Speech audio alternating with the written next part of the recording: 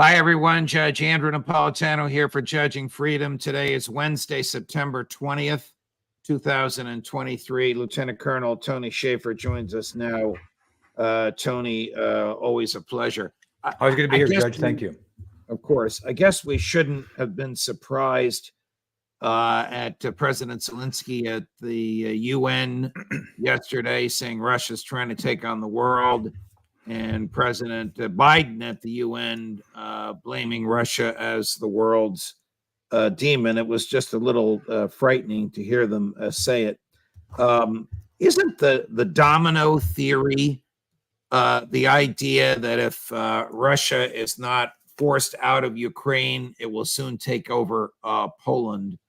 Isn't that of no respect anymore amongst diplomats and military leaders? Well, let me put it in context. Is Russia taking on the world? Yes. And the reason they're taking on the world is because there's been violations of the Budapest Accord. I was just texting with someone on the Budapest Accord. The Budapest Accord essentially back in, I think it was 94, 95, established the framework for the Ukrainian independence, for them to be independent. And one of the things was the territorial integrity of Ukraine would be recognized as long as, and they would give up their nuclear weapons back to Russia with the agreement that Russia would let them stand. But the other part of that agreement, Judge, and that's why the Russians are upset, and we need to accept this whether we like it or not, is that the agreement was NATO would not expand eastward, and NATO has expanded eastward. So Zelenskyy is taking out of context the issues regarding Russia. Is Russia taking on the world? Yes, because they feel that there's been impositions on the agreement against them. Do I believe Russia is going to act aggressively to pursue expanded combat operations in Europe? No. While I do believe they could do great damage to NATO in a conflict, but my belief is that there would be no good coming from any continued or expanded combat. I think the Russians know that. So is Russia taking on the world? Yes. Based on the grievances they have. Are they going to take on the world the way Zelensky's proposing it? No, I don't see that, nor is there any indications of that. Your views are consistent with almost everyone that comes on this show. Colonel McGregor, Scott Ritter, Larry Johnson, Ray McGovern, Matt Ho are all of the same view. Matt's a great guy. I like Matt. Yeah.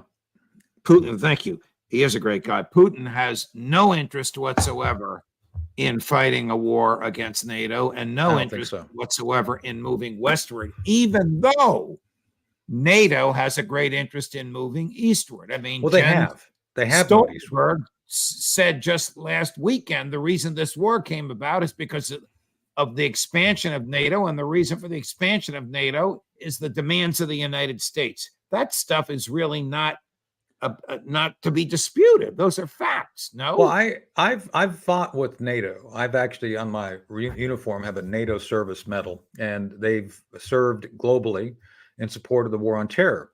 They were in Afghanistan. As a matter of fact, NATO ISAF took over the war. I would argue maybe that's one of the reasons we lost, just saying, since we did not win that war. They took over in 2004 when I was there. And, NATO was never designed, Judge, to be an expeditionary or expansionist organization. It's supposed to be defensive in nature. If you go back and look at the charter, it was designed to be what it was during the Cold War. An interlocutor of European nations who never get along for purposes of trying to have a format for their collective defense, not offense. And the idea of expanding eastward, while I understand some of the states, Lithuania and some of those states wanting to be part of and protected by NATO, I get it. That it is what it is. It happened. For us to continue to ignore what the Russians, not just Putin is the representative of the Russian culture and the Russian beliefs. That's why he's doing very well in the polls. And the Russians have been willing as a people to take on hardships regarding this war, because they do feel that their territorial integrity and their need to have buffer zones is something that's being violated. It is what it is. And again, I'm not pro-Russian. I'm not pro-Ukrainian. I'm not pro-Putin. I'm not pro-Zelenskyy. I'm just stating facts as what they are, as best I understand them. Do you remember the famous leaked memo? This is Bill Burns when he was the U.S. ambassador to Russia. He's now the director of the CIA. Yeah. He's the U.S. ambassador to Russia. Condoleezza Rice is George W. Bush's national security advisor. Burns's memo says 99% of Russians, not just Putin, it's not just the elites, fear NATO moving eastward. You need to know that. Now, Yeah. I guess they didn't want it leaked, but it's out there. And obviously, Bill Burns is not mouthing the same thing today. But it is a fact that Russian fear of NATO aggression is across the board. It's not just Putin. Russia's border with NATO today is 1,400 miles long. The United States border with Mexico is 1,900 miles long. How would we feel if Mexico entered into a treaty with China and China put offensive weaponry along that border? It would be the same reaction. Well, I agree with you, Judge. And let me walk through this because this is something instructive, I think, for the audience to understand. Mongolia is 1237, Ottoman Empire 1570, Sweden 1708, and they didn't get any meatballs out of it, by the way. French, the French invaded 1812, Japan 1905, U.S. intervention. We helped an intervention in Russia 1918, and Germany 1941. These are all incursions, invasions, or battles which the Russians had to undertake to defend their territory. This is history. This isn't Tony Shaffer having a strong opinion. This is simply restating facts as what they are. And Burns, I think, reflects that through his commentary. Again, this should not be an emotional issue, but it is for those neocons and those on the left who are now cheerleading the idea of continuing this war when they're not willing to understand the grievances which the Russians have. And again, I'm not pro-Russian. I'm simply stating the perspective of Russia, which is enabling them to continue to fight. Here's the neocon in chief yesterday at the United Nations, President Biden. I mean, he really starts out saying Ukraine wants a diplomatic solution. Well, you got to listen to the whole thing. Yeah. Russia wanted a diplomatic solution before the first shot was fired, and Ukraine said no. But listen to what Joe Biden said, demonizing Russia, and then we'll talk about it. And we strongly support Ukraine in its efforts to bring about a diplomatic resolution that delivers just and lasting peace. But Russia alone bears responsibility for this war. Russia alone has the power to end this war immediately. And it's Russia alone that stands in the way of peace, because Russia's price for peace is Ukraine's capitulation, Ukraine's territory, and Ukraine's children. Russia believes that the world will grow weary and allow it to brutalize Ukraine without consequence. But I ask you this: if we abandon the core principles of the United States to appease an aggressor, can any member state in this body feel confident that they are protected? If you allow Ukraine to be carved up, is the independence of any nation secure? I'd respectfully suggest the answer is no. We have to stand up to this naked aggression today and deter other would-be aggressors tomorrow. That's why the United States, together with our allies and partners around the world, will continue to stand with the brave people of Ukraine as they defend their sovereignty and territorial integrity and their freedom. There's so much to unpack there, Tony. I guess we'll start with Russia, with Ukraine wants a diplomatic solution. Russia offered a diplomatic solution before the first shot was fired. Russia could stop the war tomorrow. Joe Biden could stop the war tomorrow with a phone call. In fact, he could have walked down from the podium and whispered it to Zelensky's ear. That's it. Stop. And it would have ended as soon as Zelensky could have called home. Right. No, I think a ceasefire would have been the logical thing to seek at this point, to try, even if you don't necessarily want to have territorial concessions, you need to stop the fighting and bloodshed, because the Ukraine is losing far more, something like 7-1, based on the numbers I believe to be accurate, combat losses, and even more during their offensive. And it's interesting, just the demeanor of those people in the audience everybody's looking down, checking their eBay bidding. You know, oh, did I get that? Did I bid enough on that? And then Zelenskyy looks like he's having a hard time keeping that breakfast burrito down. Nobody cares what Joe Biden's saying. So it's interesting that everybody listens to this, and yet nobody pays attention, because what I hear Biden saying is rhetoric that has no basis in fact.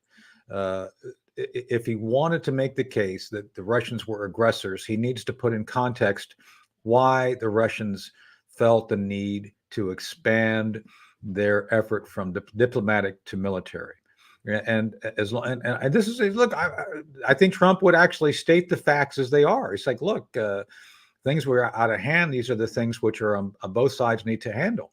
We need to mediate, not aggravate one or the other side, and we're not doing that. We should be the peacemaker here, not the cheerleader. And to your point, you mentioned Trump. President Zelenskyy mentioned him yesterday, because Trump has been saying, very Trumpian, because we don't know what he means by this. He could end the war in 24 hours, and of course, President Zelenskyy is saying, "Call me up and tell me how we could end the war." Well, he's not going to like Joe what he Biden says, could end the war in 24 hours as well, but Zelenskyy wouldn't be happy with it. Right. So who knows what Trump means? He has the gift of making statements that can. He's got great instincts. He just, his execution sometimes is lacking. So there you go. Now you talk about making misstatements. Here's General Milley yesterday. Milley, thank you, claiming Ukraine has actually penetrated several layers of Russian defenses. Yeah. Generally speaking, the Ukrainians have penetrated several layers of this defense. It is not 100% penetrated yet, but they've penetrated several of the layers. And they're going very slow, preserving their combat power, and very deliberately through this defensive belt that stretches the entire length and breadth of Russian-occupied Ukraine. So for the critics that are out there, I would say that there's plenty of fighting weather left. There's plenty of combat power remaining, and the Ukrainians have absolutely no intent to stop. Does he know what he's talking about? Is there any evidence to support their three levels of defenses, layers of defenses? Is there any evidence whatsoever to support they've even approached the first, much less breached the first two? You need to listen to the words he chooses. The opening phrase of generally. Generally means, well, generally, generally I walked down to the store, and generally I kind of hung out. Generally they penetrated. Really, it's like, Judge, they probably have had reconnaissance elements who made it past the lines. But what he's failing to say is sustainable gains that have been acquired based on combat operations. He can't say that because it's not true. Again, if this was Norman Schwarzkopf, he would use clear and concise language to delineate fact from fiction and establish an understanding of what has been gained militarily. Milley's not doing that. Milley is being essentially a politician in uniform and using very soft, very inaccurate messaging and language for purposes of trying to say, oh, they're doing okay. And this other thing about, there's plenty of combat power left. I don't believe there is. I think they're, again, scraping the bottom of the barrel of manpower. They've not been successful in orchestrating effective use of the Leopard and Challenger tanks to any great effect. They've lost a lot of Bradleys. We've had to replace a bunch of those. And most importantly, this whole plenty of time left. Again, we're going to see within about 3 weeks, less than 3 weeks, I think sometime in early October, the rain's coming in, and it's going to be, like we saw Burning Man with tanks and no hot chicks, and it's just not going to be good for them. So I'm just telling you, it's what's coming. Here's the general again. You tell me if he's being disingenuous again here. Same speech, or same press conference. Yeah, talking about the American end goal in Ukraine. As President Biden and Secretary Austin have said many, many times over, we, the United States, will continue to provide support to Ukraine for as long as it takes. The end goal remains crystal clear: support Ukraine until Putin's unwarranted, illegal, and ruinous war of choice comes to an end. Does he not understand the Russian mentality? He must. No. He's the chairman of the Joint Chiefs of Staff. If he doesn't, he shouldn't I know he's leaving the job in 2 No, weeks or next week. so Go let ahead, me Tony. look. I know Mark. I was his guy on the transition team during the Trump transition. You know, he and Joe Dunford, the chairman of the Joint Chiefs. I was working as kind of the coordinator between Mark and Joe Dunford and Mike Flynn. And I spoke with Milley extensively. He lectured me on his beliefs regarding the culture and order that was established after World War II. He kind of laid out his philosophy to me. He's not a dumb man. He told me to my face his concerns about China and laid out the factual path forward. So what he's saying is political. He's a smarter man than this. So everything he just said in that last segment, that part two, he knows that first off, he's not stating achievable goals. Those goals he has stated are not achievable, period. They're just not going to happen. He knows it, and yet he's saying it anyway. He essentially has abandoned his primary goal of giving the best possible military advice to the commander in chief. That's what the chairman of the Joint Chiefs is supposed to do, the senior military advisor to the president. And so the derivative comments he makes that relate to aspirations which are political, not practical, not military. So I have no regard for what he says because it's political, not military. It's just not. We all know that the CIA notoriously spins intel that it delivered to the president so as to reinforce the president's preconceived notions. Does the military do the same? When Joe Biden and the general are alone, when Donald Trump and this same general were alone, was it the same political claptrap, or was it what he really understands the military situation to be? It comes down to the general. I need to be careful here because I know a little bit about how things were done in certain times. I know certain generals who are very blunt and very direct about their presentation of information. And I know Trump appreciated those generals. I'll leave it at that. I know, and the generals who I'm speaking about know who they are. I don't want to get them in trouble because they may want to come back someday. Understood. And Trump actually appreciated. Understood. But you know this, you know trends. Yes. How it generally works, and B, you know this general's got 2 more weeks or 10 more days in office. 10 days. Yeah, well, look, Milley chose to act politically. He chose under Trump. He took a side. Look, during the walk to the church, if he works for the president, the president says, "Walk with me to a church" during a protest. So what? It's not his right to then start adding commentary to that. He just basically says, I work for the man. I walked with him. That should not be taken politically. I am his senior military advisor, period. Instead, he chose to go out there and make all these comments about how generals should behave regarding the democracy. Well, first off, we don't have a democracy. We're a republic. Even Google, if you Google it, even Google gets it right, for goodness sake, Judge. We have a republic. So it's appalling to me that we've seen a general who swore an oath to the Constitution, the American people, acting politically up to the bitter end. And 10 days, until Milley's gone, I look forward to the day that he's modeling high heels and skirts for some modeling agency, since he seems to want to do that.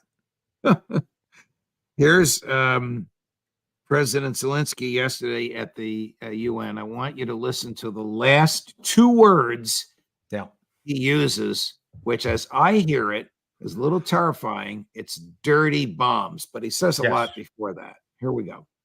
Many times the world has witnessed Russia using energy as a weapon. Kremlin weaponized oil and gas to weaken the leaders of other countries when they came to the Red Square. And now this threat is even greater. Russia is weaponizing nuclear energy. Not only it is spreading its unreliable nuclear power plant construction technologies, but it is also turning other countries' power plants into real dirty bombs. What is he talking about? Turning other countries' power plants into real dirty bombs? I mean, that's like stream of consciousness after dropping LSD. I have no idea, but I'll tell you. I'll try to put it in context. He's saying that the basic design of nuclear reactors is dangerous. Well, Chernobyl, they do have Chernobyl in their country. Okay, Those were not good reactors, and I think the Russians have learned since then not to design them that way.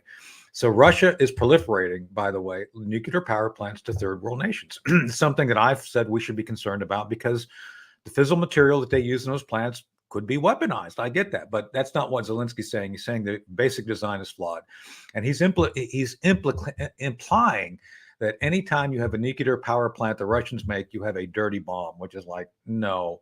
This is like, again, stream of consciousness. What he's saying is like, if I were there, I would be visibly rolling my eyes when he's saying this. What is a dirty bomb, Tony?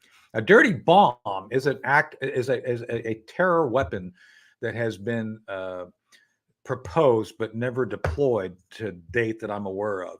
Basically, it's taking radiological material, either fissile material from a nuclear reactor, nuclear material from X-rays in hospitals, putting it all together, putting it around a conventional explosive, and blowing up that explosive, thereby fanning out, putting out into the atmosphere all sorts of radioactive material.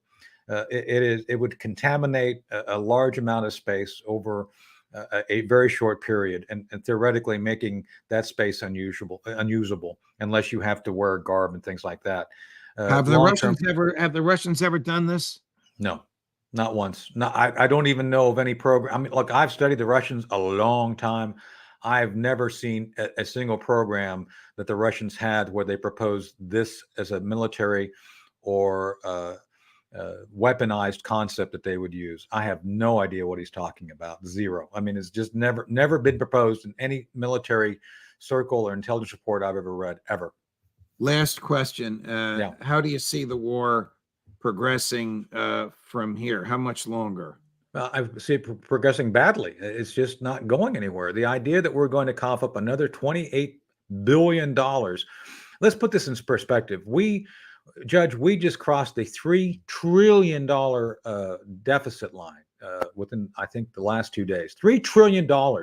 I don't think people understand how much money that is. $3 trillion in what? In Joe Biden's presidency or in 2023? No, I'm sorry. I misspoke. $33 trillion. We you're talking about total amount. $33 trillion. We just crossed that. So correct. What's another 28 billion? But what I believe, what we need to put in perspective, look, there's no linkage between appropriation of dollars, that is to say taxes on you and me, and the expenditure process. So in essence, all the taxes we pay are simply harassment that just limits our ability to use our money as we see fit. I think it's unconstitutional. But because there's no the federal Leviathan is spending incessantly without regard to consequences. Agreed. And Chuck Schumer and Kevin McCarthy are lockstep on the same page on this. They want to give old Joe the $28 billion. How much longer can the conflagration keep going on in Ukraine, in your view? It can go on a long time. It's a steady stream of misery because Ukraine is like Millie said, they're just going to keep fighting no matter what, and we're going to keep funding them no matter what, unless Congress or someone else stops in. Because I don't think Europeans have a stomach to continue it. I think that's going to wane over the next few months. But the Russians have decided on an effective strategy of attrition. The attrition that the Russians, that is basically hanging back, having defense posture, and let the Ukrainians keep coming into them, is working just fine. So the Russians can sit there in their defensive posture a long time and let the Russians expand uselessly their military power. So this could go on another 6 months, easy.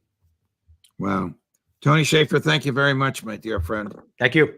Much appreciated. There you have it. A great analysis from Tony Shaffer. I'm just checking my iPhone here. I'm pretty sure Scott Ritter is at 3:30 today. Yes, Scott Ritter, 3:30 Eastern today. More analysis that you don't get anywhere else. Judge Napolitano for Judging Freedom.